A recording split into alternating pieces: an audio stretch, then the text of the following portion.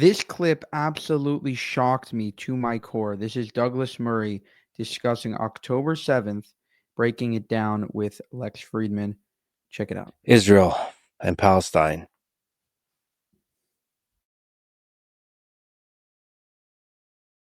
Can you take me through what happened on October 7th, as you understand it, and as you outline at the beginning of the book? Well, the book on democracies and death cults is a mixture of first-hand reporting and observation, interviews, and a wider reflection, not just on the war that's been going on since the 7th of October, but the war that's been going on a lot longer.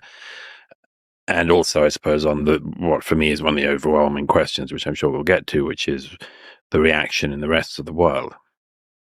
Obviously, on the 7th itself, it was a brigade-sized attack on Israel from Gaza. Hamas broke through the security fence and attacked all the softest targets they could. They swiftly overwhelmed things like the observation base in Nahal Oz.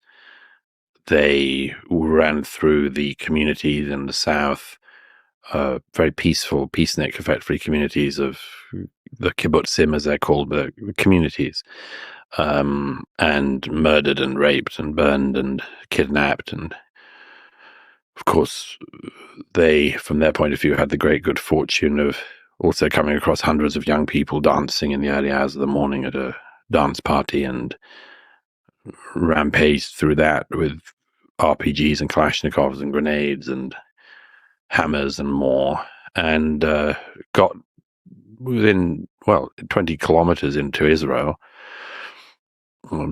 places like Ofakim and Sderot, important towns, and carried out their massacres there as well.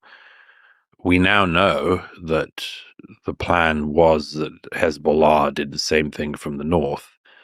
Hezbollah joined in the war within 24 hours by starting firing rockets again in very large numbers into northern Israel from southern Lebanon. But the plan was that they would do the same thing from the north and carry out similar massacres there and effectively be able to meet in the middle and garrote Israel from the center. The interesting reason why, I think it'll be found out in the future, but why they didn't coordinate better was that Hamas didn't trust any line of communication to Hezbollah to let them know exactly when they were going to do it that wouldn't be intercepted. The Iranian Revolutionary Government in Tehran, which obviously funds Hamas and Hezbollah and trains and arms, knew of the plan. It was a very successful attempt to annihilate the state, but they didn't get close to that, but they got worryingly closer than people might have thought they were capable of. I think from the Israeli side, it was obviously one of the most, if not the most catastrophic intelligence and military failure since the foundation of the state. And I think there are several reasons why. One is a perception problem. What a lot of military commanders and others described to me as the conception that had prevailed in Israel for some years in the security and military establishment was that Hamas were content with being corrupt and governing Gaza and, lining their pockets and living in Qatar and becoming billionaires, but that, like many other terrorist groups and cults, that they would end up becoming just corrupt and not losing their ideology, but the ideology becomes secondary.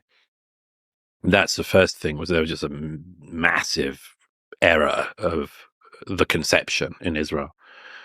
And then there are the multiple, manifold security and military failures of the day and leading up to the day. And there already have been quite a lot of people held to account for that, and there doubtless will be in the future as well.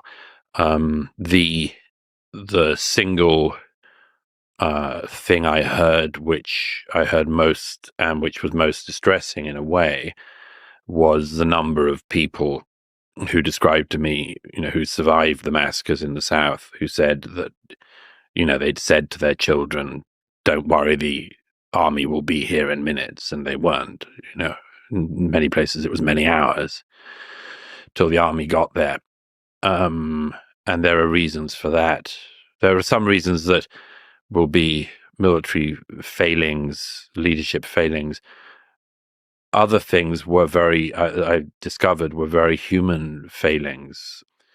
I don't want to overstress the failure of the army, because actually certain units and things got down very fast. There's a unit of Devan who got down to the junction, by within about an hour, 90 minutes of the massacres starting, and joined in the fight. And then there were self-starters who I write about in the book, extraordinary people who just broke orders and just realized the magnitude of what was happening and said, we're needed in the south, go, and fought very hard for hours, days, in some cases.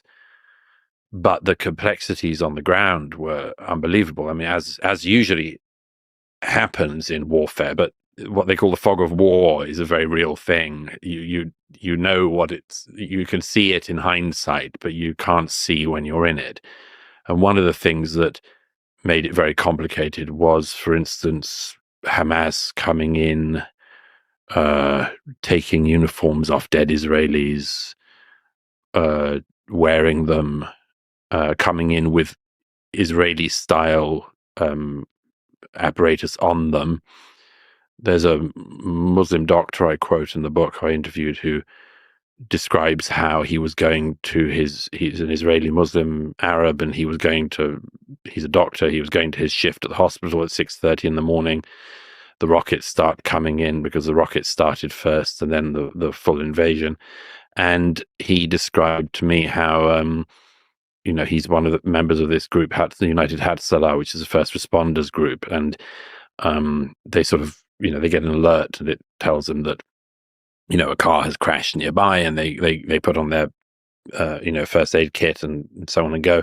And he got one of those alerts at one of the junctions and realized there was a car, that something had happened and there were some dead bodies. And he stops and he sees these men dressed as soldiers, and they start, and he's wearing his Hatzalah gear, and they start firing at him. And he just thinks, what the hell is going on? And they turned out to be Hamas dressed as Israeli soldiers. They used him as a human shield to try to protect from any air assault. And in the end, they shot him and left him, and he survived. He's a very, very brave man. So there was a lot of confusion like that.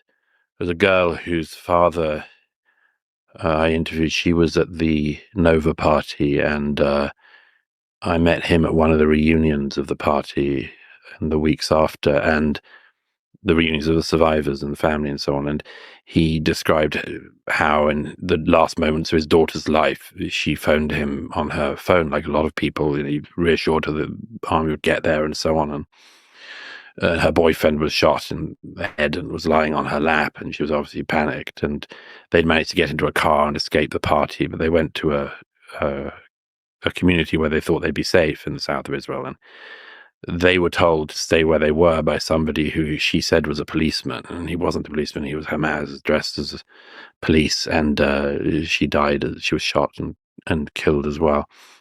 And so there was a lot of confusion like that. Hopefully we're the world will find out exactly what went wrong. Israel will find out exactly what went wrong that led to this catastrophe. But I mean, it was a complete catastrophe. Do you have a sense of how such an intelligence failure could have happened? So there's a bit of a temptation to go into conspiracy land, because it's such a giant intelligence failure. It seems that there was some manipulation on the inside for political reasons, or for... You don't need to go into conspiracy land. I mean, I think there are people who say that there were parts of the intelligence network and so on that were withholding the information. I don't know. Again, people will find out. There's an awful lot of politics inside Israel, and it's hard to know that at this stage. I think that most people are sort of still Israeli and not Israeli, including people who are anti-Israel, who just believe that Israeli military and particularly intelligence dominance is so strong that there must have been some kind of conspiracy. Otherwise, how could this have happened?